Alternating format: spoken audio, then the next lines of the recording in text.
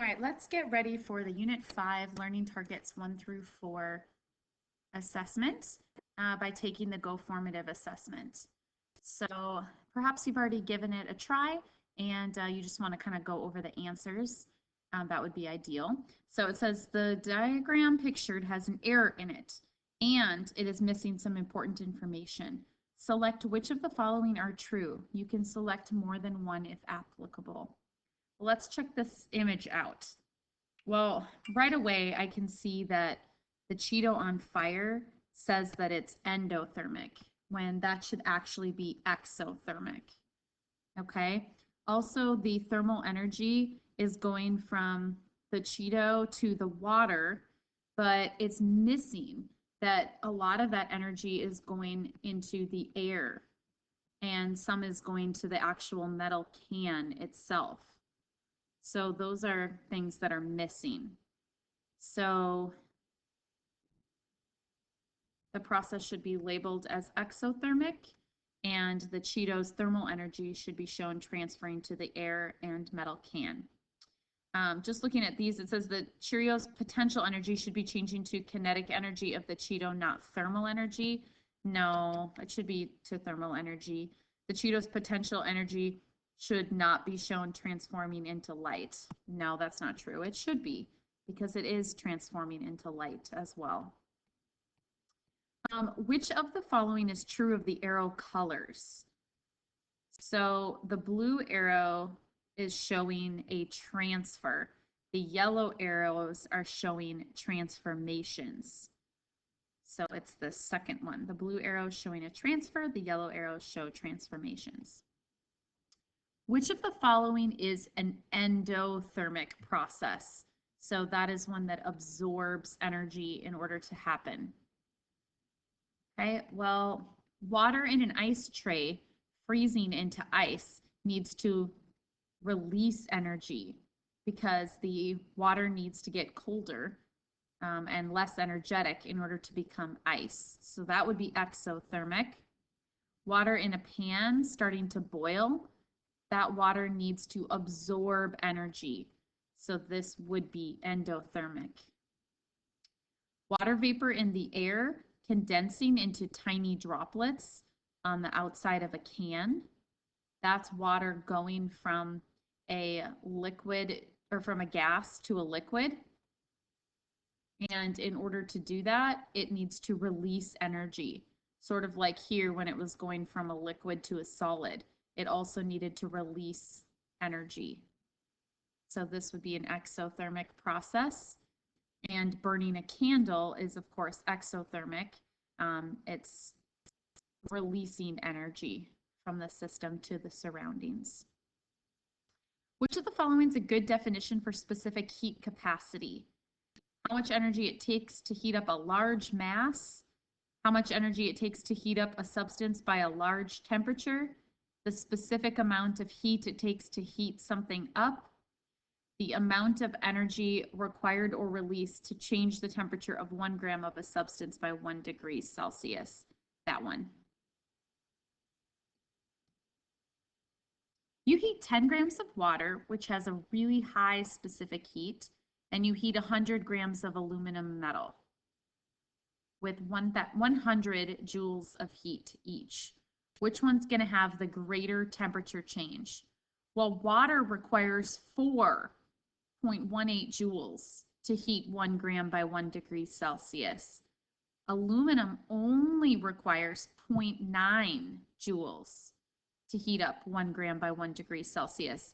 So the aluminum is going to have a much greater temperature change because it doesn't require as much energy to change its temperature. Asphalt is a common material used for pavement, like in a car parking lot. It's a hot day at the beach and you have no shoes on. Is it better to stand on white asphalt, asphalt that has had pigment added to achieve a light color, or sand? That is, which has a better chance of being less hot? Use the table to help you. So asphalt requires 0.92 joules to heat 1 gram up by 1 degree Celsius. Sand only requires 0.79 joules to heat up 1 gram by 1 degree Celsius. So sand heats up easier. So the sand is going to get hotter. So you would rather stand on the asphalt because it has a higher specific heat. So it takes more energy to heat it up. So it'll be a little bit cooler.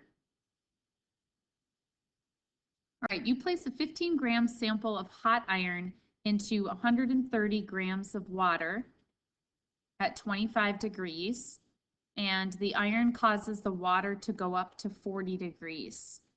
How much heat energy was transferred to the water? Well, we're going to use Q equals MCAT, and we're going to use the mass of the water times the specific heat of water times the change in temperature. And we're going to plug that into our calculator. So 130 times 4.18 times 15, about 8,151 joules.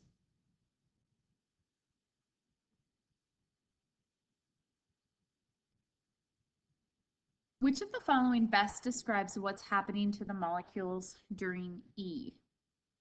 Okay, so we've got a solid, it's melting, and then we've got a liquid, and then it's boiling, and then we've got a gas heating up. So the average speed of the molecules is going up because there's a temperature change there. So the kinetic energy is going up.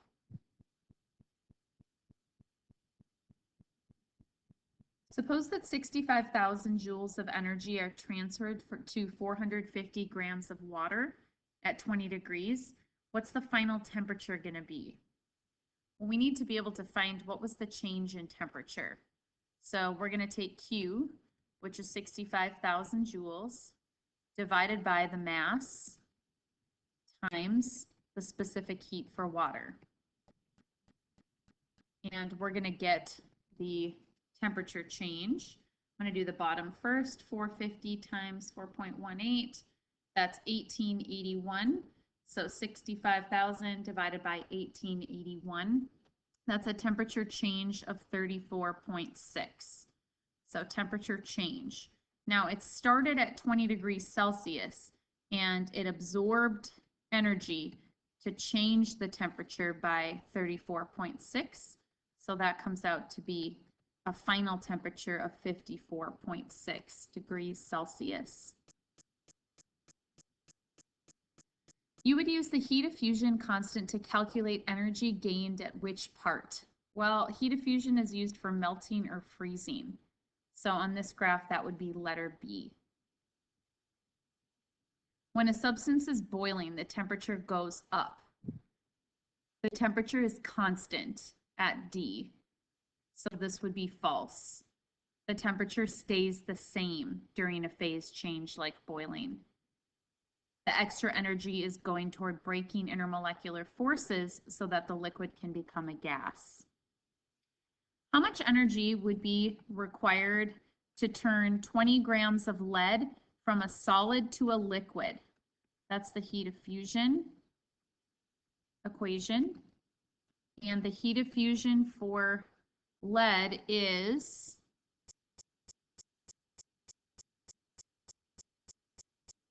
4,800 joules per mole. And then we've got to figure out how many moles we have. We have 20 grams of lead, and it tells us that 1 mole of lead is equal to 207.2 grams. So I'm going to do 20 divided by 207.2. That's an answer of 0.097 moles of lead. So times 0.097 moles equals about 463 joules of energy will need to be absorbed. Just seeing if my rounding made a difference. Okay, my rounding did make a slight difference. 466 about. as long as you're close in there. So there. Choose the closest answer. All right, that's it.